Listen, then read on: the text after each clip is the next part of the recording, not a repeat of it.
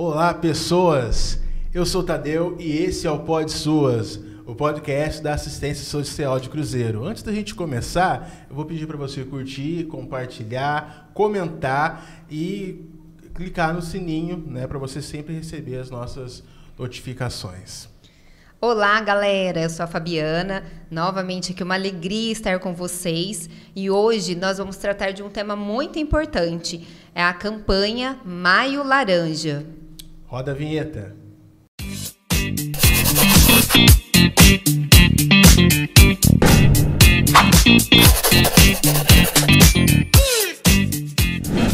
Hoje vamos falar sobre a campanha de combate ao abuso e exploração sexual de crianças e adolescentes. Então, hoje nós temos aqui um convidado, o Lucas Lousada, né, que vai falar para nós um pouquinho sobre isso.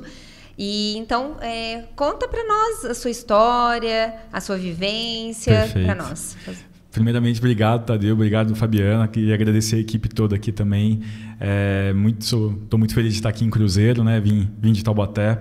Sou Lucas Lousada, sou advogado e sobrevivente de abuso sexual. Eu passei, assim como grande parte das estatísticas, na primeira infância, né? Por o abuso por parte de um parente, né? Era um primo muito mais velho. E também no ambiente familiar, que é também o local onde mais acontece esse tipo de crime, né? O Maio Laranja ele vem justamente para a gente trazer essa conscientização de algo que é muito pouco falado para o tanto que acontece no Brasil. Eu vejo que, na verdade, o abuso e a exploração sexual infantil no Brasil hoje é um problema de saúde pública. Ele é tão disseminado que eu até entendo o porquê que ainda não se tornou algo tão urgente nos orçamentos públicos destinar os recursos para campanhas de combate e prevenção. Porque a gente lida na situação do abuso sexual e da exploração sexual infantil com a subnotificação. A gente tem uma média aí de que, de todos os casos, 11% vão se tornar estatística. Então, a gente ainda tem só a ponta do iceberg enxergando, né? E, então, tem muitas dores aí de muitos sobreviventes, que, assim como eu, né, que depois tem que lidar com os reflexos. Tem muitas dores que ainda não vieram a público. E é por isso que eu coloco a minha história à disposição, para mostrar que é sobrevivência, é luta. A sua dor ela pode se tornar a cura de outras pessoas para que isso comece a parar na nossa sociedade. Lucas, então você tem de formação direito, né? Isso. E aí faz todo esse trabalho de conscientização voluntário. Isso. Eu sou advogado, tenho até meu escritório e de uns 2 anos para cá eu comecei a abrir a minha história, abrir o que aconteceu comigo, principalmente porque eu já contava para amigos próximos, né? E quanto mais eu contava, mais notícias e mais amigos vinham e falavam: não, Lucas, olha, não quero que conte para ninguém, mas eu passei por algo parecido. Então eu comecei a ver que dentro do que era minha rede de contato, minha rede social, era algo muito presente. E também, não por consequência, não é nenhuma coincidência, também estava muito presente o reflexo disso, que é a depressão, que é tentativa de suicídio, que é morte, né? Então, a importância da gente falar do Maio Laranja é porque o resultado do abuso ou da exploração sexual de uma criança, ela em alguma medida vai ser a morte. Pode ser a morte de um futuro brilhante que essa criança ia ter, se ela não buscar tratamento, ou até a morte física mesmo, em decorrência da depressão e do suicídio. Sim. E até por isso que você ressalta essa questão de ser um problema de saúde pública também, Sim. Né? Porque toda essa questão de saúde mental que é reflexo disso, né? Sim. É até estranho, é paradoxal a gente ver o Brasil um dos países, vamos supor, que tem mais exposição solar no mundo, ou seja, era um dos países para a gente ter mais pessoas com serotonina, dopamina e que estando felizes, fazendo atividades físicas ao ar livre, mas quando nós vamos ver os jovens brasileiros, é um dos campeões de depressão e de problemas de saúde mental, de ansiedade. Sim. Então, alguma coisa não está funcionando como nós somos como sociedade, né? Certo. E eu vejo que o quão disseminado é o abuso e a exploração sexual, principalmente para as mulheres e principalmente segundo os dados, para as mulheres de pele preta. As meninas de pele preta são, infelizmente, os alvos preferenciais desses criminosos, desses exploradores, né? Então, aí já mostra para a gente um pouco da causa que leva para uma sociedade jovem brasileira estar hoje tão deprimida, né? É importante nós estarmos sempre atentos, entender um pouco mais, né? Que não é só um abuso físico, vem desde um abuso sem o toque, né? E entendermos isso. Nós vamos falar aqui um pouco mais sobre isso. O Lucas Tadeu também vai contribuir. Tadeu é psicólogo, tenho certeza que tem muita contribuição, psicólogo do CRAS, né? Técnico de nível superior lá do CRAS. E com certeza vai conseguir também contribuir muito aqui hoje para nós podermos que mais conhecimento chegue a mais pessoas, né? Sim, sim. Falando em conhecimento, Lucas, você que está nessa campanha, nesse ativismo, né? Quais seriam os principais mitos que existem sobre as estatísticas, sobre a questão do abuso sexual? Eu acho que o primeiro de todos, e que passa por uma visão machista da sociedade, é de que todo abusador é do sexo masculino. Esse é o primeiro mito. Nós temos inúmeras sobreviventes e inúmeros sobreviventes que vêm de violências em que a abusadora era do sexo feminino. Então, isso é um primeiro tabu que precisa se acabar. Tanto o homem quanto a mulher podem ser abusadores, né? Figuram como abusadores. Muito mais preponderante dentro das estatísticas, né? 80% dos abusadores no Brasil são do sexo masculino. Sim. Mas nós temos esses casos, né? Um outro ponto que todo mundo sempre traz e aí, denuncia, e aí, mas tem testemunha, mas tem prova. A sociedade brasileira ela ainda não está pronta para colocar o dedo nessa ferida e acolher já de plano e legitimar a fala das crianças e da família quando vem uma denúncia, né? Então, um outro tabu que fica muito tem alguma culpa a vítima? E não. A vítima nunca, o sobrevivente nunca tem culpa. Muito embora, assim, eu como sobrevivente e conversando com outros sobreviventes, é muito corriqueiro e comum o sobrevivente criar uma culpa dentro de si do que aconteceu. Eu criei, né? Eu passei por essa fase de achar por que eu não gritei mais, por que eu não chamei mais atenção, porque o sobrevivente já tem esse caminho de se culpabilizar, né? Depois, dentro da psicanálise, eu fui entender que eu, pelo menos, tive esse processo porque, para mim, era muito mais fácil, dentro da minha psique adolescente, lidar com um erro próprio, inventar um erro próprio meu na minha mente, do que aceitar a monstruosidade que alguém que deveria cuidar de mim poderia fazer. Era mais fácil eu criar uma culpa em mim do que eu ver a realidade, que era que um parente que era para me dar proteção, me ajudar a ter o meu desenvolvimento, né, saudável, tenha cometido um crime desses, né? Então esse é um outro tabu.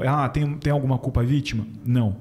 Outro tabu que eu vejo que é um ponto muito de dificuldade da sociedade é o acolhimento. É o acolhimento quando vem uma mãe e fala minha filha está sendo abusada pelo meu companheiro. Ou então vem a criança mesmo fala, olha, o tio fulano está me tocando. Legitimar essas falas. Eu falo isso porque todo mundo que eu vejo as histórias sempre passa pelo mesmo ponto. A sociedade começa a questionar, a contra-argumentar o sobrevivente e a família. Não, mas aconteceu isso mesmo? Mas tem testemunha? Mas tem prova? Então, isso que eu acho importante estar falando desse tema para a gente resolver de uma vez por todas esse ponto. Provas, testemunha, isso é um problema do juiz. Isso é um problema do promotor. Isso é um problema da resposta que o Estado vai dar dentro de um processo. Sim. Isso não é para ser preocupação para nós aqui como sociedade. Então, o Estado vai ter uma resposta social dentro de um processo, mas qual que vai ser a nossa resposta como comunidade, como sociedade? E a que a gente mais vê acontecer é justamente o deslegitimar, deixar inseguro, revitimizar até. A gente nunca acolhe, a gente nunca legitima. E isso precisa mudar. Isso a gente precisa parar de querer achar que nós vamos ter que ficar preocupados com o processo. Não, então eu não vou defender você, eu não vou acreditar muito em você, porque vai que no processo... Cara, isso é problema do promotor. Sim, já se pensa meio que lá na frente, né? A parte do processo e tudo mais, sendo que deveria se pensar primeiro na proteção dessa criança, desse adolescente e no acolhimento dela. Exatamente. Né? Isso é reflexo de uma um péssimo hábito que a gente teve ao longo de anos, até da cobertura midiática brasileira. Porque todo mundo fala, mas teve o caso da escola base. E, mas tem um caso que eu conheço que era a mãe tentando prejudicar o ex-marido. Gente, a gente está lidando com uma situação em que de 100% de abusos que ocorrem no Brasil, 11% se tornam notificação. 11%. Dos que se tornam notificação, a peneira começa a aumentar ainda mais, isso afunila para quando se vira um processo. Dos que viram processo, para se chegar num que a sentença mostrou que uma mãe realmente... Isso é um caso num universo que a gente ainda nem sabe o fundo do poço. Sim. Só que, como polemiza-se mais esse tipo de caso, aparece muito mais quando tem uma situação dessa num processo do que o que é a realidade. E a realidade é que só 11% se torna notificação. E só para vocês terem ideia, só com esses 11% que se torna notificação, a gente já chega no número atual de que a cada hora 3 crianças estão sendo abusadas sexualmente no Brasil. Só com esses 11%. Imagina se a gente conseguir vencer a subnotificação. Sim. Né? Sim, tem que desmascarar. Por isso que é importante nós não termos medo, falarmos mesmo, os pais, os profissionais estarem preparados, como você falou, a ouvir. Eu sou mãe, eu tenho que conseguir identificar na fala do meu filho uma possível, talvez, abuso, né, sexual, Sim. por mais que eu não queira. Né? Então, eu acho que é nesse ponto da gente conseguir romper isso de... não, deve ser uma bobeira, eu não quero, entre aspas, ter dor de cabeça, me indispor na escola, todo mundo vai falar que meu filho está inventando. Não tem essa, como você falou. E quando você também cita lá dos mitos, né, eu me pondo como mulher, será que foi culpa minha que vesti um shortinho curto, que fiz, sei lá, uma cena, né, que fosse mais chamativa, e tirarmos isso, né? Sim, isso precisa ser desmontado. Isso é perverso, porque na mente de uma vítima, que assim como eu só fui entender que eu fui abusado aos 6 anos, mas isso só veio concreto na minha mente aos 13 anos de idade, no dia do meu primeiro beijo. Né? O que era para ser um dos dias mais felizes da história de qualquer pré-adolescente, né? 5 minutos depois, justamente por ser um gatilho de iniciação sexual, destravou um bando de memória, né? Eu inconsciente, sendo atemporal, parecia que eu tinha vivido aquilo há 1 minuto atrás e eu já estava com 13 anos, né? E eu não tinha caminhos dentro da minha família o ano era 2001 e aqui eu tô até confessando a idade, né? Tô com 36, mas não tinha ainda. É muito recente a gente poder falar abertamente. Eu mesmo e apanho muito, né, por trazer um tema que é tão indigesto para a sociedade brasileira, para a sociedade vale-paraibana, né, para a sociedade lá em Taubaté também e também aqui de Cruzeiro. Sim. Porque pouca gente quer falar sobre isso, mas precisa ser falado. Sim.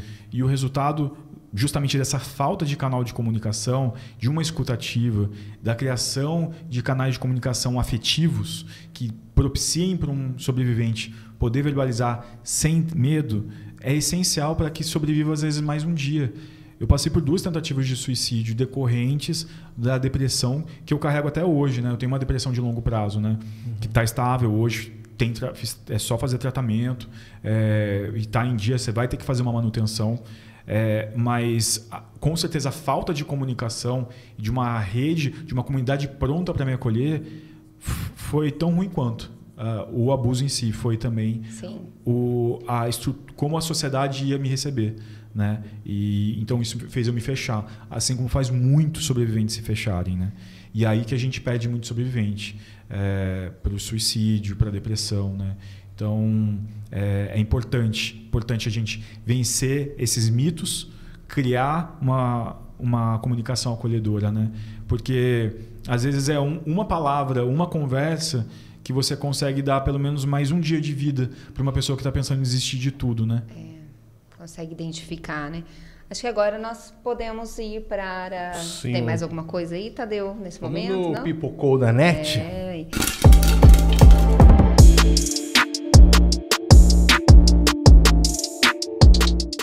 agora no nosso quadro Pipocou na Net, né? Nós temos aí uma notícia, né, da internet desse pastor, ó. Pastor diz em culto que beijou filha na boca. Nossa, que mulherão. E aí, olha a história. A história é o seguinte. Peguei minha filha um dia e falei que amava ela. Ele falava, nossa, que mulherão. Ai, se eu te pego. E ela falava, credo, pai, você já é da minha mãe. Daí dava beijo nela. Um dia ela distraiu e eu dei um beijo na boca dela. Ela disse, que isso, pai? Eu falei assim, porque quando encontrar seu namorado, vou falar, você é o segundo, eu já te beijei. E aí, olha, um dos casos aí que... É recente, né? Recente. E talvez seja bem naquilo, assim, teve o contato, né? Do beijo da boca.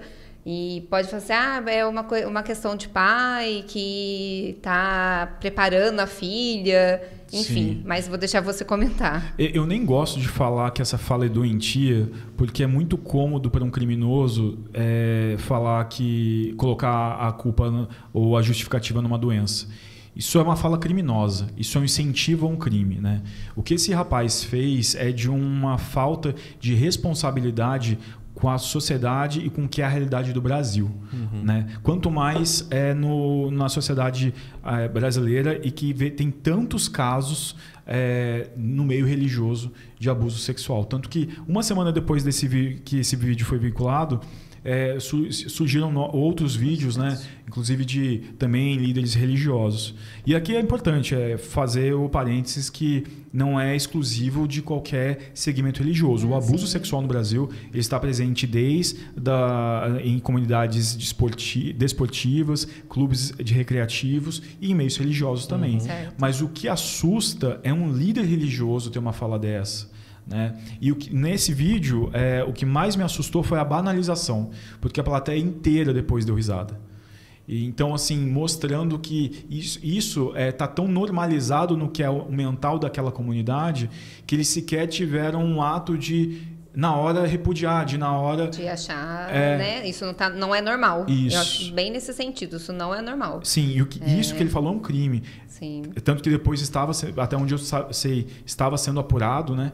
Porque não só o incentivo ao crime, mas se ele cometeu o mesmo crime com a filha. Sim, porque aí, no caso, ocorreu o abuso, sim, né? Sim. Certo? E, assim, já até aproveitando, né, pros pais, né, nas famílias ficarem também esperto, né, ter essa visão, por quê? Porque às vezes o pai e a mãe acham que é dono da criança, porque... né, filho. E não é nesse sentido. Então, vou deixar você comentar. Fala aí.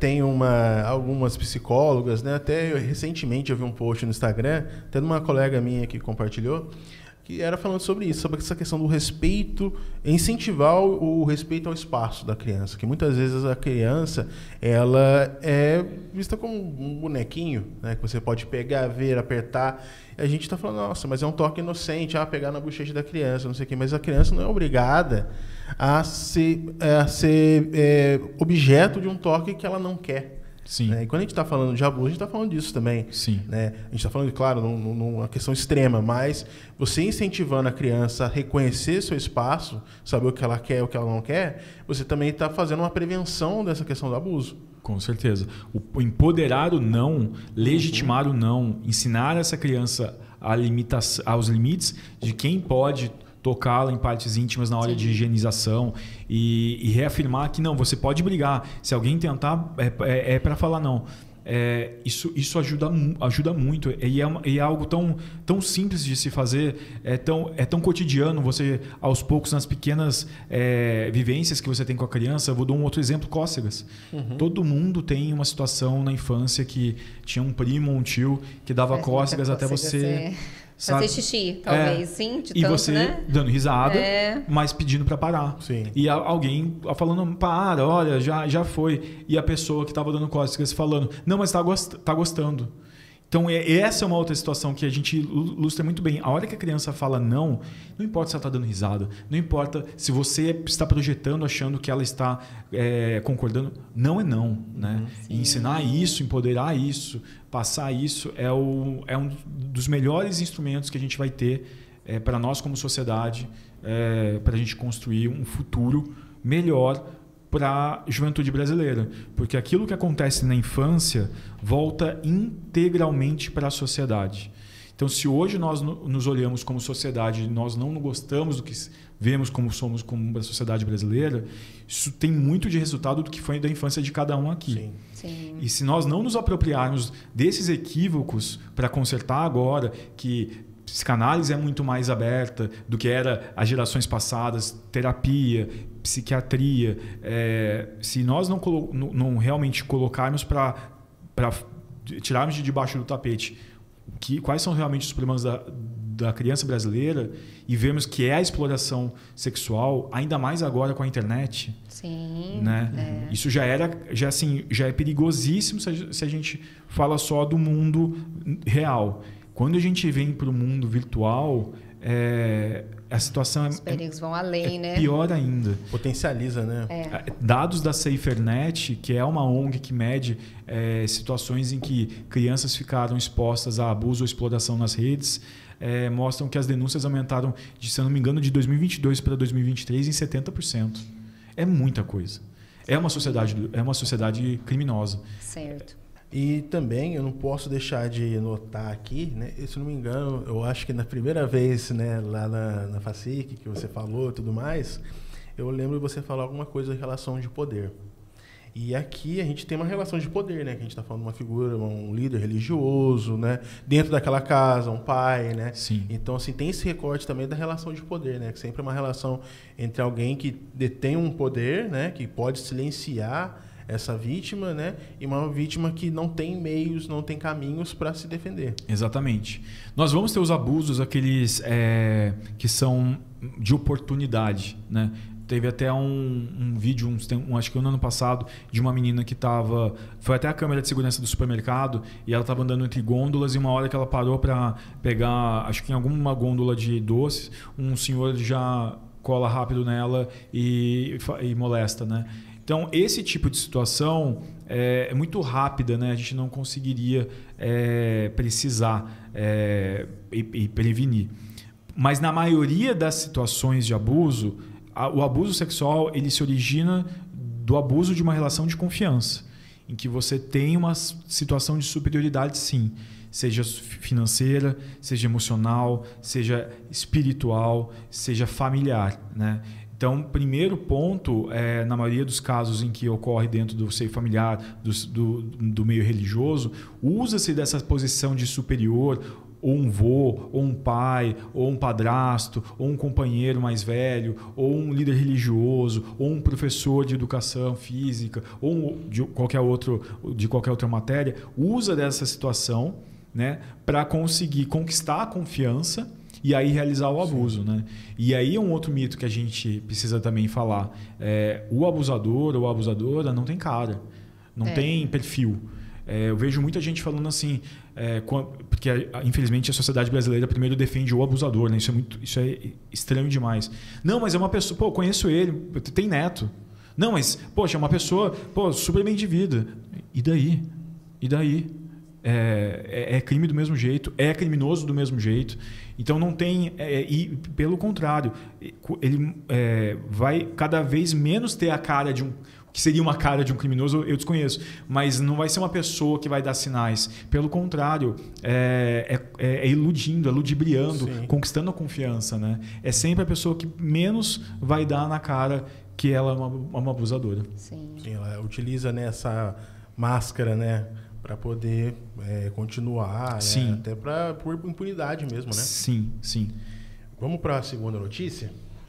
Então, homem é preso por armazenar pornografia infantil em Guaratinguetá. Essa notícia aqui é um homem de 35 anos foi preso por armazenar e compartilhar fotos e vídeos contendo cenas de abuso e exploração sexuais infantis no bairro do Parque Beira-Rio, em Guaratinguetá, em 12 de abril deste ano, né? De acordo com as investigações, o suspeito adquiriu 30 arquivos contendo imagens e vídeos de abusos sexuais infantis, deixando material armazenado em celulares e computadores. Em razão dos materiais encontrados, o suspeito foi preso em flagrante e levado à delegacia da Polícia Federal de Cruzeiro, onde permanece preso à disposição da Justiça. o homem passará ainda por outros procedimentos judiciais, poderá ser condenado a 10 anos de prisão em regime fechado. Entrou um pouco nesse assunto da exposição, né? Você até usou os dados da Cifernet, né? Uhum. E, assim, no caso da Cifernet, eles estão falando da questão do número de denúncias, né? Isso. Você, na parte como ativista, como você vê o papel das redes sociais na limitação desse conteúdo? Hoje a gente teve toda uma polêmica a respeito do papel das redes sociais em moderar conteúdo e tudo mais, né? Uhum. E eu vejo que esse é um problema que está muito urgente e não se sabe até onde as redes sociais elas colocam que elas não têm responsabilidade porque os usuários postam. Sim. Mas, e aí, elas têm ou não têm? Olha, primeiro é importante falar a notícia do Vale, né? O Guaratinguetá. Sim. O Vale que toda semana tem noticiário policial de operação policial deflagrando redes ou suspeitos de abuso e exploração sexual, né? E sobre a internet, sobre as redes sociais em específico, eu acredito que o que foi o cigarro nos anos 90 é a rede social em 2020. Igual bebida alcoólica, é algo que não pode ser fornecido precocemente para crianças e precisa da regulação, sim. Há todas as comprovações científicas, tanto da deteriorização, da perda, até de um empobrecimento cognitivo pela exposição excessiva a telas, né? Mas mais do que isso, não só a exposição a telas, mas as redes sociais, que até então nós ainda não entendemos como usá-la de maneira construtiva. Então, são as redes sociais que mais estão expondo hoje crianças e adolescentes ao risco de serem exploradas, né? Então, inclusive, acredito que em alguns países da Europa já é proibido para menores de 13 anos. Recentemente eu vi que passou uma lei na Flórida, né, nos Estados Unidos, a respeito também de limitação de idade. Isso. Proibição mesmo, sim. Né? Porque hoje é muito fácil, você bota a idade ali, né? Você tem aparece um conteúdo que é para... você não pode fazer a sua conta, mas mudou ali o ano, você está liberado. Então é muito fácil uma criança botar lá, eu nasci em 88, sei lá, qualquer ano, né? Sim. Então é muito fácil, né? Então, assim, é uma coisa que, se não tiver supervisão, realmente o adolescente, a criança vai ter acesso nisso. Né? Vai, e é nocivo, é perigoso, não tem qualquer controle de com quem que esse adolescente ou essa criança vai estar tendo contato, né? Por mais que haja filtros, por mais são todos muito falíveis, né? Até agora a gente não teve nenhuma rede social que mostrou adequadamente algum tipo de proteção para um público infantil. Então, rede social não é para criança. Talvez para o adolescente a gente precisaria até conversar sobre qual idade. Eu sou totalmente contrário assim, ao uso. E até Não, eu ia falar que é complicado mesmo, porque em vídeos infantis, jogos infantis, aí o canal é aberto, né, de comunicação, e aí quem é o criminoso ali por trás, ele consegue induzir a criança. Sim. Né? Às vezes até mandar uma foto, ou, né, vamos até para o mais grave, marcar encontros para os adolescentes, enfim. Então, eles são espertos também. O criminoso é esperto, né? De utilizar os meios infantis e de adolescente para atrair as crianças e adolescentes. E até também a questão da exposição da criança e do adolescente, né? Porque muitas vezes a criança se expõe deliberadamente, no sentido de gravar um vídeo, né, que o pai deixa ele usar o TikTok, né? Hoje o TikTok que é o mais comum, né? Vai lá, grava um vídeo, uma dança, né? Para a criança, às vezes ela não vê aquela malícia naquela dança, mas o abusador vai ver. Sim. Né? E assim, aquilo lá, uma vez que colocou na internet, colocou no TikTok, né, tem um algoritmo ali que vai viralizar aquilo, né? Tá fazendo trend, né? Aquelas danças e tudo mais, né?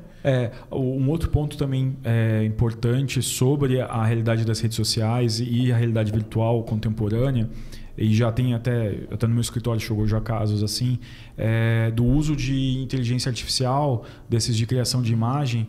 Em alguns casos, né, dois que chegaram no escritório em escolas lá da região onde eu moro, em Taubaté, adolescentes tinham usado um aplicativo de produção de imagem por inteligência artificial para produzir imagem de colegas da sala nuas. E nisso fazer chantagem, né? Então é mais um demonstrador do porquê não é para ter criança e adolescente em rede social. Sim. E o mesmo uso da tecnologia, a gente, como sociedade, tem que repensar. Qual vai ser essa exposição, quão precoce vai ser, para a gente poder, como eu falei, o que acontece na infância volta para a sociedade. Para a sociedade, daqui a 20 anos, não ser uma sociedade traumatizada, como nós já somos hoje, né? É até interessante, eu lembro, quando você falou isso, eu lembrei que houve um caso, acho que no Pedro II, ou um colégio assim, mais elite ali no Rio de Janeiro, né? E houve, né, essa questão de também utilizar uma inteligência artificial para gerar uma foto, né, pornográfica de uma adolescente. Sim. Né? Eu acho que, se não me engano, até os alunos foram expulsos, algo assim. Sim. Mas é interessante a gente pensar o quê? Que é uma tecnologia muito nova. É uma tecnologia que as pessoas estão tendo acesso agora, mas assim, tem pouco mais de 2, 3 anos que está disseminada, né? Quem é tá mais acessível, mais né? acessível, Sim. Exatamente. Então, se já está dessa forma, imagina mais para frente, né? Sim. Então, assim, a gente precisa muito sentar e repensar isso. Sim. E aí vem também a importância, que eu volto a falar, da construção do diálogo, né? Porque hoje nós ainda não temos, então acho que é muito raro o adolescente ou a criança que o pai já está esperto e está evitando, né? A maioria está disseminado, tem às vezes um perfil no Instagram ou alguma outra rede social, né? Então aí a importância dos pais, da família, deles estarem atentos aos sinais, né? A criança, o adolescente não vai verbalizar na maioria das vezes diretamente, né? Mas ela vai comunicar por outras formas, né? E aí quais são essas formas para eu identificar se o meu sobrinho, se o meu filho, se a minha filha está passando, se a minha neta está passando por algum tipo de abuso sexual, né?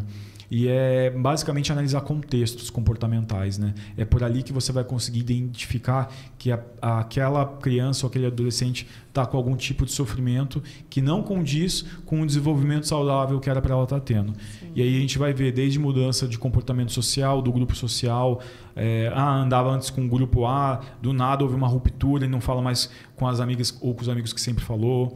Queda de rendimento escolar, principalmente em matérias, no meu caso, foi ligado muito a exatas, porque como o raciocínio lógico exige uma atenção muito aqui no agora, na minha mente eu estava o tempo inteiro em pensamento repetitivo com o trauma que eu sobrevivi, né? Sim. Então, também foi um marcador rendimento escolar.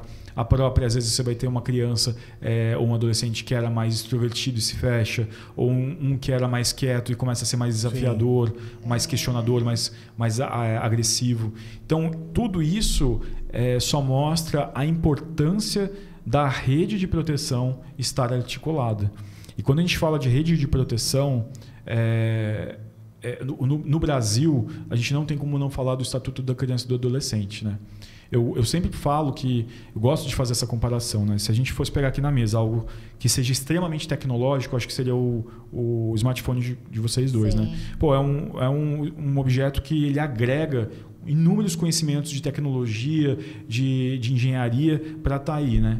Se a gente pudesse traduzir o alcance, o nível de inteligência que se chegou à humanidade para produzir um smartphone, se a gente traduzir isso das exatas para humanas, seria o Estatuto da Criança e do Adolescente. Ele é extremamente inovador, sabe? Eu quero comparar exatamente isso. O que a gente tem de mais novo na tecnologia, traduzido para o direito, seria o estatuto. Comparado a outras legislações que protegem criança e adolescente ao redor do mundo, é uma legislação muito forte, muito firme, muito nova, sabe? E com mecanismos muito, muito interessantes, né? Agora, é aquilo. O fato de eu já ter a equação, digamos, como físico, que vai fazer o homem sobreviver em Marte, não quer dizer que eu já tenho engenharia para fazer o homem chegar em Marte. O fato de eu já saber que no Estatuto da Criança e do Adolescente qual o futuro de Brasil que eu quero para as crianças e para os adolescentes, não significa que eu já vou ter isso construído, sim, porque passa por vontade política. Isso. O tempo ali da lei não é o tempo da cultura, né? Isso, exatamente. E é uma lei também que é muito transversal, né? Porque ela passa por todos os campos ali do direito, né? Sim. Ela pega ali desde a família, tem a parte penal, vamos dizer assim, por conta da medida socioeducativa, né?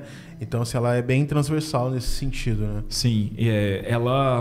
ela realmente inova muito em trazer algo que a Constituição de 88 também já foi muito inovadora, que é de colocar a responsabilidade de proteção das crianças na mão de todos. Então, é poder público, é a sociedade civil organizada, seja pela OAB, seja por todos nós temos responsabilidade quando se trata da proteção de criança e adolescente.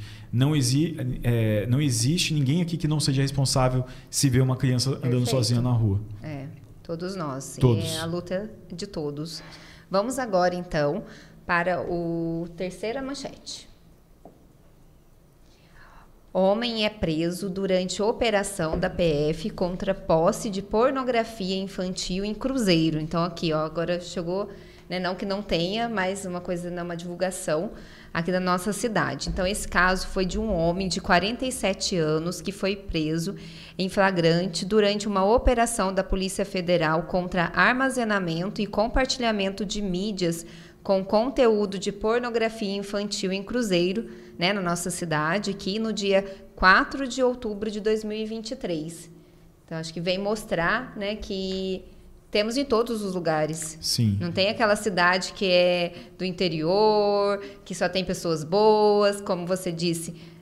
O criminoso não tem cara de criminoso. Até porque a realidade virtual, ela não obedece parâmetro geográfico, né? Então não importa se você está numa cidade interiorana ou numa capital. Na hora que a criança ou adolescente teve acesso à internet, a uma rede social, o abusador ele vai chegar porque não tem limitação, né? E a criança ou adolescente, ela ainda não tem uma psique preparada para poder entender artifícios e artimanhas de convencimento, de ludibriar, de conquistar a confiança. Ela ainda não vai ter certos filtros que depois, quando adulto, vai ter. Então, por isso que esse tipo de notícia só reforça o chamado que a gente faz aqui. Não deixe seu filho, sua filha, sobrinho, sobrinha, ter acesso precoce à rede social. Além de não ser construtivo para a educação, porque temos já inúmeros estudos que mostram que a gente tem que até sair do que é o livro virtual e voltar para o livro físico, até por como é a compreensão e a cognição humana, quanto mais quando a gente está usando a rede social, colocando os jovens em comportamento de risco, né? Sim. Vamos para a próxima? É um vídeo. Eu sou a Sheili, professora de oratória, que também trabalha para a erradicação da violência sexual. E esses dias eu digitei a palavra menino aqui na busca do Instagram e isso me levou a lugares que vocês nem imaginam. Então peguem o saquinho de vômito, porque hoje nós não vamos apenas passar raiva junto, nós vamos passar mal juntos. Apareceram várias imagens e fui rolando, até que apareceu essa imagem e eu cliquei nela, meu primeiro clique. Eu cliquei porque eu falei, essa imagem é uma imagem que um criminoso sexual que gosta de atacar crianças gostaria. Tinha várias imagens desse menino nesse post, que é um menino criado por inteligência artificial, Artificial Intelligence. Já expliquei aqui pra vocês que a galera cria essas crianças artificialmente por motivos bem escusos. Aí eu olhei debaixo da imagem, vi esse comentário, Dad and Son Bond, tipo laços entre pai e filho. Eu amei o Ben, que é o nome fictício desse menino inventado por inteligência artificial. Eu espero que ele e o seu pai se deem bem. Você tem mais fotos desse sorriso contagioso? E aí eu falei, nossa, essa pessoa que escreveu isso não entendeu que é um menino feito por inteligência artificial e tá pedindo mais fotos. E que estranha essa coisa de dizer que o pai e o filho se deem bem. Vou entrar no perfil desse cara, vai ser o meu segundo clique. Aí eu entendi que esse sujeito tem uma página dedicada a pais e filhos, porque eu tenho saudade dos meus filhos, diz ele. E aí ele pega várias fotos na internet de pais com filhos e vai colocando nesse perfil e dá uma conotação que vocês vão entender já já. Você lembra quando eu postei aquelas imagens de meninas, que as pessoas pegam as imagens e vídeos de meninas que vocês postam, pais e mães, e criam uma página insinuando coisas indevidas com crianças? Pois é, aqui é a mesma coisa, mas é com meninos e seus pais. Pais no banho, crianças seminuas, muitas coisas de beijo. Aí eu decidi ver quem é que esse sujeito segue, né? E ele segue várias crianças reais, como esse menino aqui que é bailarino. Então meu terceiro clique foi ver quem ele segue. E o meu quarto clique foi ver quem segue ele. Ó, pega imagens de meninas, várias que estão por aí na internet, e faz uma página dando uma conotação sensualizada para essas meninas. Aí é uma festa de meninos reais e meninos fictícios seguidos por essas páginas que seguem essas páginas. Páginas com meninos reais, páginas com meninos e meninas fictícios. Essa aqui com um menino chupando pirulito. Essa aqui com o peito de um menino nu. Eu não estou na Deep Web, não estou em lugar nenhum. Tô aqui no Instagram, tá, gente? Esse Insta que você acessa, que eu acesso. Uma foto de uma cueca da cintura de alguém com esse símbolo dessa rodinha azul aqui, que é um símbolo de IP. Preparou o saquinho de vômito? Porque isso aqui, ó, são seguidores daquele Dead and Sun Bond. Eu vou entrar em alguns perfis aqui que tem esse símbolozinho que eu acabei de explicar pra vocês o que significa. Esse aqui, aberto no Instagram. O símbolo, bebê, o símbolo, sem limites, animais, crianças, pedo, mamadeira, criança engatinhando, animais, e esse símbolo aqui é de bumbum, esse pêssego. Fora essa imagem medonha, é alguém segurando uma criança, não dá pra entender bem. Um menininho tomando um copo de leite com aquele símbolo. Essa eu vou mostrar bem rápido porque ela é chocante mesmo. É uma página com bebês. A maioria tá sem roupa, tá na banheira ou tá nadando. Eu realmente não sei como explicar de forma mais didática que vocês não devem postar fotos de criança na internet. Eu cliquei na foto do menino, no comentário e em quem segue o comentário. Com 3 cliques, eu cheguei aqui. Amante do proibido, incesto, masoquismo, hentai, zoofilia e pedo. Isso está aberto no Instagram. Aberto. Se eu cheguei aqui, você chega aqui, sua criança com acesso à internet chega aqui. O adolescente chega aqui. Não, não acabou e ainda pode ficar pior. Pai nudista, um homem nudista, bissexual, meninos e meninas, muito mente aberta, sem tabus, pedo. Isso aqui é pedo também, a fatia de pizza.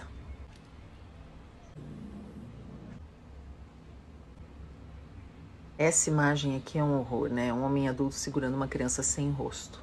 Eu vou entrar num perfil aqui que, preparem-se. Brasil e aquele símbolo. Kids, Kelly, Nina, animais, meninos, meninas. Apreciar. Incest bottom. Eu sou a 8ª geração de incesto na minha família e tenho muito orgulho da minha ascendência. E aí tem imagens nessa página que ninguém merece. Eu não sou o garoto das fotos. E um monte de garoto praticando esporte que ele tira de páginas que vocês, pais, publicam. Gente, eu não sei o que fazer mais, além disso, para vocês compreenderem o tamanho do problema. Isso é tudo aberto no Instagram, eu não estou na Deep Web, estou no Instagram normal, eles estão aqui na nossa cara se comunicando embaixo do nosso nariz. Então eu vou mostrar essa página aqui bem rápido também, mas eu nem vou estar aqui porque eu não quero me associar com essa imagem. Vocês viram? Um clique na foto de um menino, um clique no comentário que já levou para o perfil de pais e filhos desse fetiche medonho. Cliquei nos seguidores, cliquei em um seguidor, já cheguei em qualquer uma dessas coisas aqui. O algoritmo, ele não traz a menor credibilidade de que vai poder evitar algum tipo de exposição ou de conexão entre crianças e abusadores, né? Então, como é o que a gente falou, né? Como a realidade virtual não tem limitação geográfica, é basicamente o risco de você colocar um abusador dentro do quarto do seu filho, por meio virtual. Esse é o alcance que a internet faz chegar, né? E sempre camuflado, você vê nunca mostrando o rosto, e é uma realidade a ser combatida realmente, assim. Assim, pra gente que não conhece, não entende o que é, mas quem sabe vai olhar, vai saber do que se trata. Sim. O perfil, né? Sim, sim. Então, assim, só quem sabe ali, quem está no meio vai entender. Sim. A gente tem, né, no Brasil as delegacias especializadas em crimes virtuais, mas ainda até por questões orçamentárias, a resposta que o Estado pode dar ainda é muito pequena perto da extensão do problema.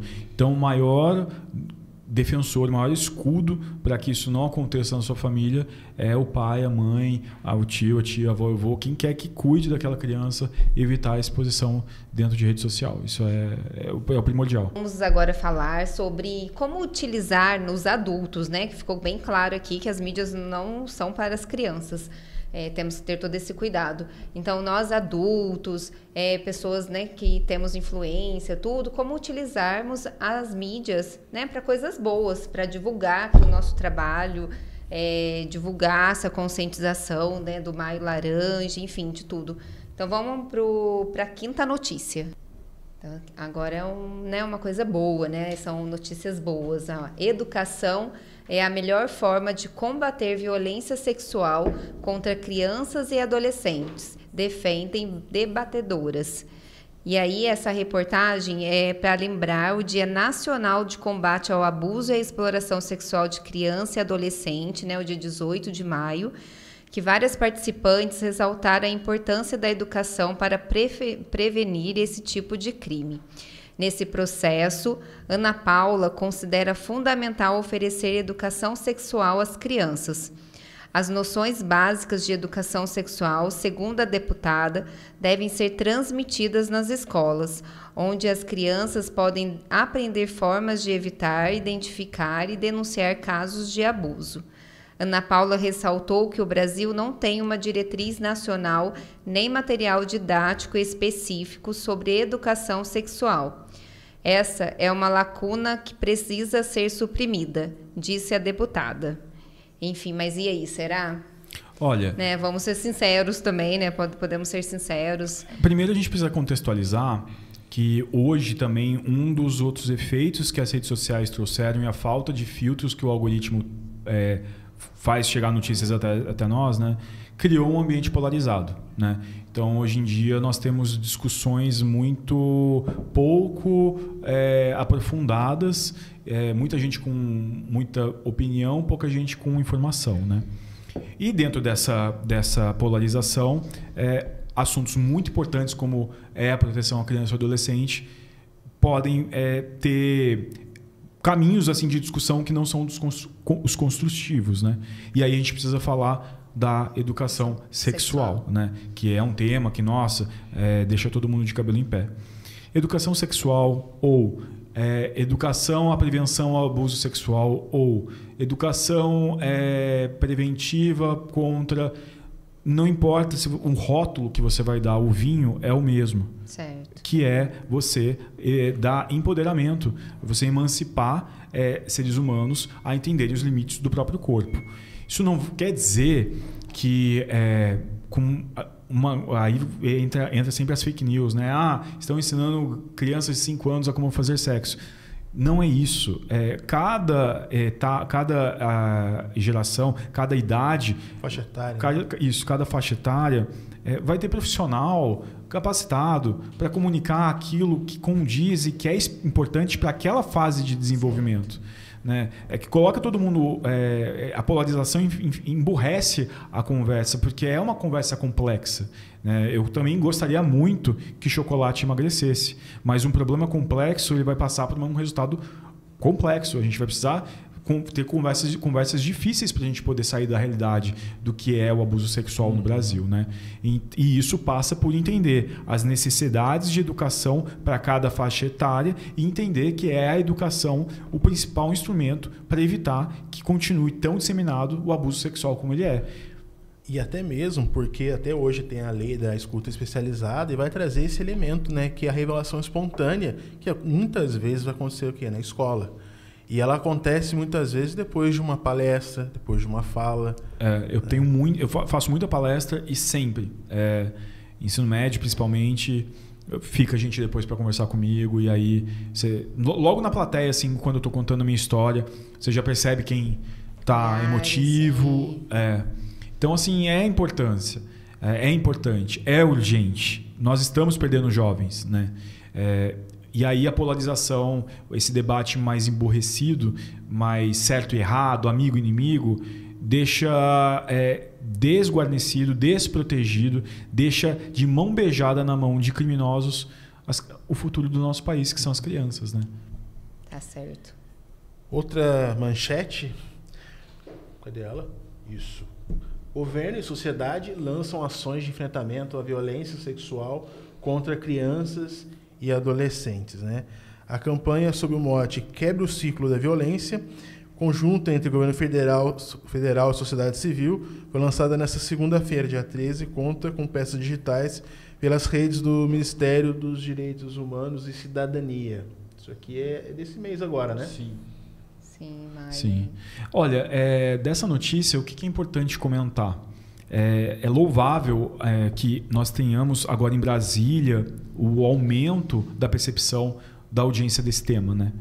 Mas a realidade é que o aparelho público, ou seja, a instituição que está mais próxima do adolescente ou da criança que está precisando de proteção, está na esfera municipal. Né? Sim. O município, a gente acha que as respostas têm que vir de Brasília, mas não. As respostas têm que vir do nosso entendimento como comunidade. Então, e aí eu volto ao ECA, ao Estatuto da Criança e do Adolescente, que traz a responsabilidade de todos conjuntamente protegerem, né? Fazerem essa proteção integral. Né? Então, a gente vai ter equipamentos municipais, o CAPES, CREAS, CRAS, todos eles em conjunto, articulando, né? Mas a vontade para isso funcionar melhor, para essa articulação acontecer melhor, passa por vontade política, passa por orçamento. Então não adianta nada a gente ter um Estatuto da Criança e do Adolescente, não adianta nada a gente ter um belo plano da primeira infância, não adianta nada a gente ter um belo plano municipal da infância e adolescência se a gente não tem orçamento. Né? E aí passa pelas escolhas que nós temos que fazer. O Freud ele tem uma frase maravilhosa que eu gosto de adaptar, que é o quanto tem em você daquilo que te incomoda. O quanto tem em nós, o quanto que nós, por ação ou omissão, consciente ou inconsciente, o quanto que nós ajudamos a construir aquilo que hoje dói tanto à nossa vista. Né?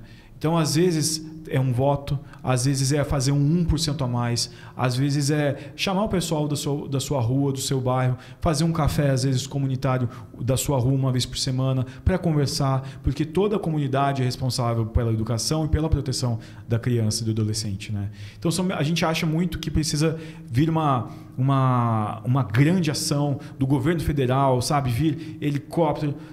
São as pequenas, pelo menos o que a gente vê aqui, as pequenas ações cotidianas, comunitárias, as mais simples, são, na maioria das vezes, as mais eficazes. Lembro agora vocês foram no evento ontem, né? Sim, fomos. E teve uma foto ali, eu acho que, não sei se a Natália, não sei se foi você ou a Natália que postou. São várias mãos segurando um bebê, né? Que para criar, né? Para educar uma criança precisa de uma comunidade, né? De uma tribo, né? Isso. E qual comunidade é essa? Isso. Exatamente. Ela nos questiona. Precisamos esperar para fazer alguma coisa? Exatamente. Não. E é bem o que você falou, de podermos fazer esses encontros na comunidade, né? E que podemos participar mais nas escolas, né? Temos, às vezes, eventos nas escolas e o pai com a mãe talvez não possa, mas será que não pode estar indo algum outro, né, parente, alguém da família, estar participando, para que as crianças, os adolescentes criem essa confiança, né, no próximo, né, no professor e nós, para poder relatar. Sim, e isso já mostra o que eu acho que é muito importante, que problemas sociais vão ser, e problemas plurais, problemas coletivos, passarão por respostas e soluções coletivas. Não adianta achar que, se acontecer com meu filho, então eu vou pegar uma arma, eu vou lá e vou matar a pessoa. Tá bom, você vai dar uma solução individual para o seu problema. Mas a gente está vendo que os números mostram que é um problema ainda, coletivo, né? Estrutural. Então a gente vai primeiro passar por uma necessidade de entender que essa é a nossa realidade, absorver o que é o material, quando eu falo material, o que é a realidade, para daí a gente, do material, construir o que é a nossa sociedade ideal. E não sair da ideia para mudar a matéria. Primeiro a gente precisa ver quais são os dados são esses, aí construir política pública. E não construir política pública de maneira etérea, sabe? Só muitas ideias e pouca realidade. Porque aí não comunica e aí a criança fica desguarnecida. E aí tem um papel também dos conselhos, até você falou do papel da comunidade, né? Da proximidade que o poder municipal vai ter, né? Isso. Mas da comunidade em si, né? E assim, o legislador, quando pensou no ECA, também pensou o conselheiro tutelar com essa figura.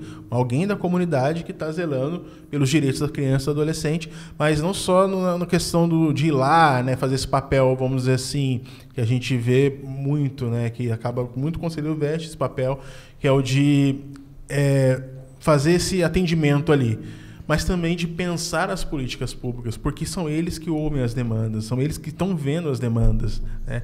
Então, assim, é um papel deles de assessorar, né? Tá isso bem explícito na lei, assessorar o poder público na elaboração do orçamento. E isso passa pela participação nos conselhos municipais, né? Do conselho do CMDCA, né? No contato com o poder público, né? Exatamente. Aí o valor da democracia participativa, né? Porque justamente a sociedade ocupando locais como o Conselho Municipal dos Direitos da Criança e do Adolescente, o famoso CMDCA, participando também, pouca gente sabe, isso que é curioso, pouca gente sabe que todo mundo pode votar na eleição para conselheiro tutelar, né? Pouca gente participa da eleição para conselheiro tutelar, né? E são órgãos de extrema importância e que o Brasil, a sociedade brasileira ainda não se apropriou daquilo de invenções muito boas. Os conselhos municipais, fazer uma democracia participativa, isso faz com que as tensões sociais, dos grupos sociais, cheguem mais rápido ao poder público, às discussões públicas, para retornar em forma de política pública. E aí trazer uma coexistência harmoniosa. Coisa que a gente não está vendo as redes sociais entregarem. As redes sociais, elas estão. Todo mundo fala assim, por que eu preciso ter discussão pública se eu posso ir no meu X lá, ou Twitter, ou o que seja. E a gente está vendo que cada vez a sociedade está mais dividida. Isso. Participando menos da construção do que é o público, né? E aí que tem esse caráter de importância de todos participarem, ocuparem, entenderem os conselhos municipais, entenderem o conselho tutelar e preservar, porque também são conselhos muito visados por quem quer cooptar, né? A gente vê isso, infelizmente, nas eleições para Conselho Tutelar. No ano passado, em inúmeras cidades, algumas instituições fizeram campanhas para fora do que era o edital, justamente para cooptar. E a quem interessa que um conselheiro tutelar tenha ligação, às vezes, com uma instituição que tem passado de abuso sexual, né? Então, isso que a sociedade precisa despertar, que a gente precisa defender, sim, cada qual na sua esfera, na sua família, na sua comunidade, mas também participar da discussão pública. Porque a hora que a gente larga os espaços públicos, alguém vai ocupar. E aí é onde nós podemos fazer a diferença e não fazemos, porque por comodismo. Exatamente, exatamente. Para que eu vou lá participar no horário que eu posso estar na minha casa, sentada assistindo TV, né? Exatamente. E não consegue ver a importância, né, da sociedade nesses mecanismos, nos conselhos, no voto, que foi, né, o do Conselho Tutelar, por exemplo. E aí volta Freud, né? O quanto tem de nós naquilo que incomoda. Perfeito. E agora nós vamos para a sétima aqui, campanha Faça Bonito. Então, aí aqui também as mídias, né, mostrando também o poder dela, como a gente falou, ela pode ser usada sim para o bem, né, para fortalecer aí essa comunicação. E aí nós temos a campanha Faça Bonito, proteja nossas crianças e adolescentes. Então, ela é conhecida, né, como 18 de maio, que é o Dia Nacional de Combate ao Abuso e à Exploração Sexual de Criança e Adolescente. E ali também escrito, né, uma conquista que demarca a luta pelos direitos humanos de crianças e adolescentes no território brasileiro. É um dia para fazermos de todos os outros, o ano inteiro para a vida, né? Sim. Certo? O 18 de maio já existia, né? Já era um marco, o Dia de Combate ao Abuso e Exploração Sexual Infantil. E a partir de 2022, se eu não me engano, acho que foi 2022, veio a percepção do legislador em Brasília da necessidade de não ser só um dia, mas um mês. E, como você muito bem falou, Fabiana, que não seja só um mês, que seja o ano inteiro. Que seja para a vida. Porque que seja depois do almoço de domingo, quando ninguém olha a criança indo com o tio no banheiro, que seja no meio da festa, quando a primeira festa da adolescente coloca um Boa Noite Cinderela na bebida, que seja o tempo inteiro, né?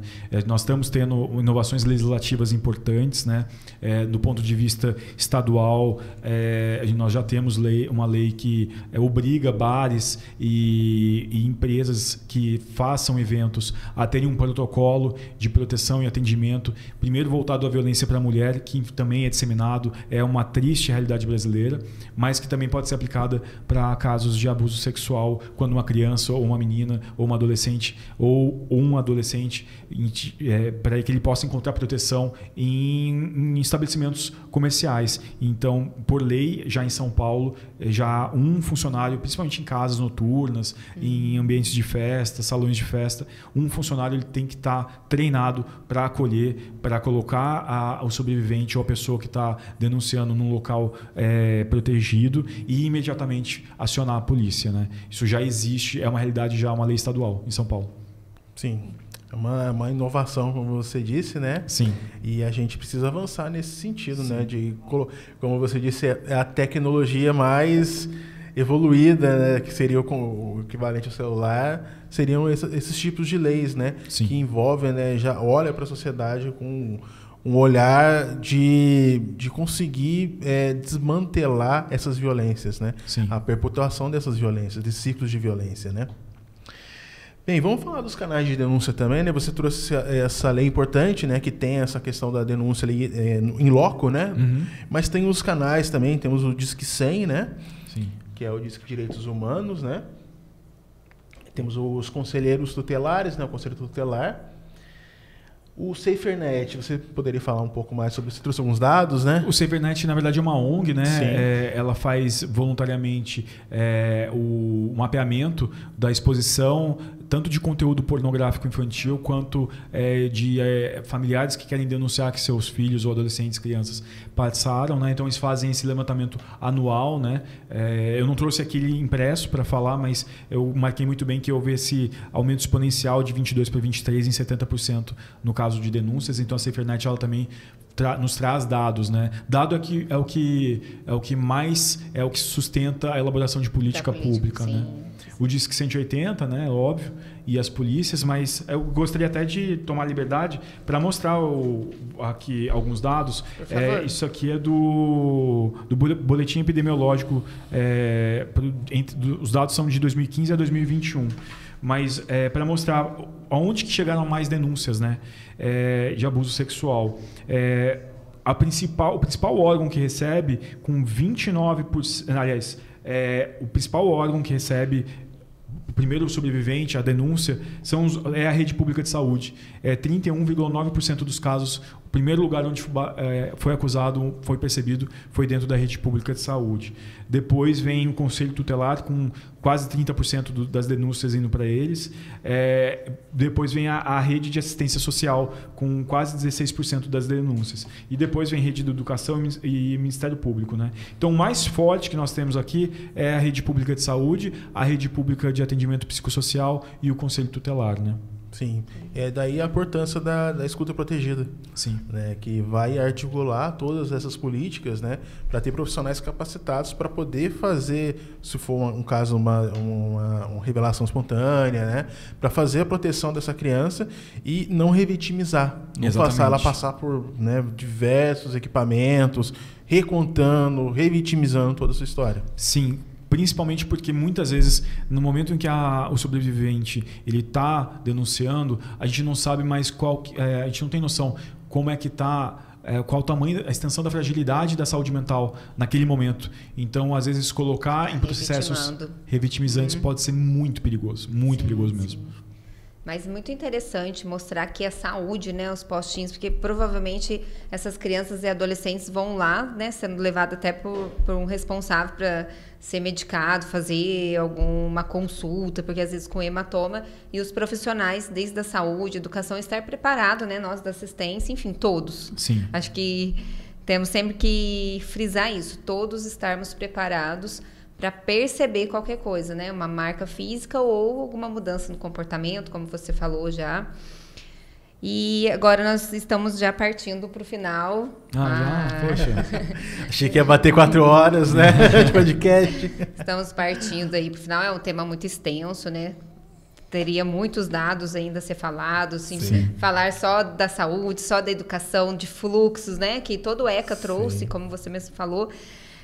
Mas, enfim, partimos mesmo para o final e quer deixar aí alguma palavra, alguma mensagem? Eu queria falar para quem estiver ouvindo e está passando, passou, sabe quem passou.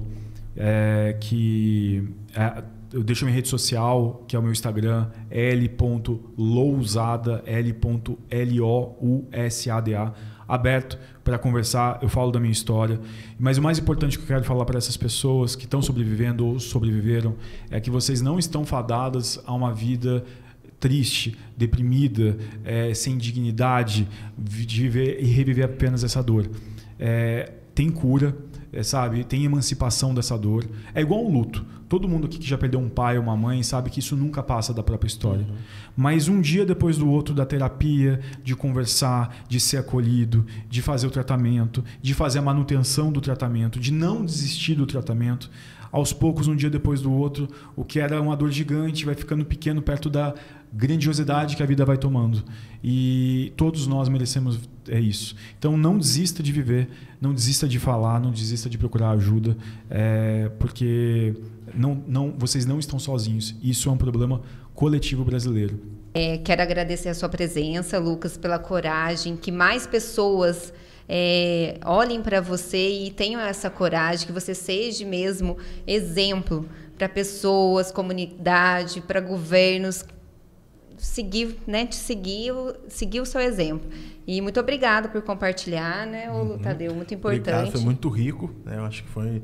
A gente poderia expandir, falar muito mais, como eu falei, dá para fazer 4 horas tranquilo sobre esse assunto, né? Sobre aqui você mesmo, né? Eu acho que tem bastante coisa ainda que dá para ser falado, né? Infelizmente a gente tem que terminar.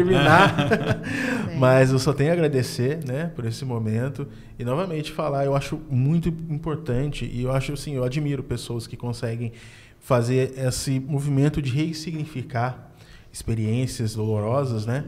E conseguir disseminar uma mensagem positiva, disseminar uma vontade de luta em outras pessoas. Então, assim, eu deixo essa mensagem para você. Eu acho, obrigado. É muito importante isso. Esperançar, né? Isso, exatamente. Parabéns aí, Lucas. E agora também agradecer a você, né, que nos acompanha aqui no nosso canal, no podcast. Continue acompanhando, compartilhe, curta, para que nossos conteúdos cheguem para mais pessoas. Gostaria de agradecer a RC Vale, que sempre nos apoia, cedendo aqui o espaço, nos ajudando na gravação. E fica aqui o nosso agradecimento. Até a próxima, pessoal. Não deixe de ver os outros vídeos, curta e compartilhe.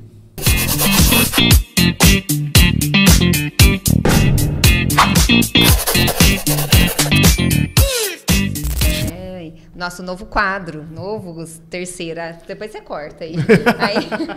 É a segunda vez, né? Eu toda hora bato aqui nesse negócio. Não deu muito certo isso aqui hoje pra mim não, mas tudo bem. Hoje vamos...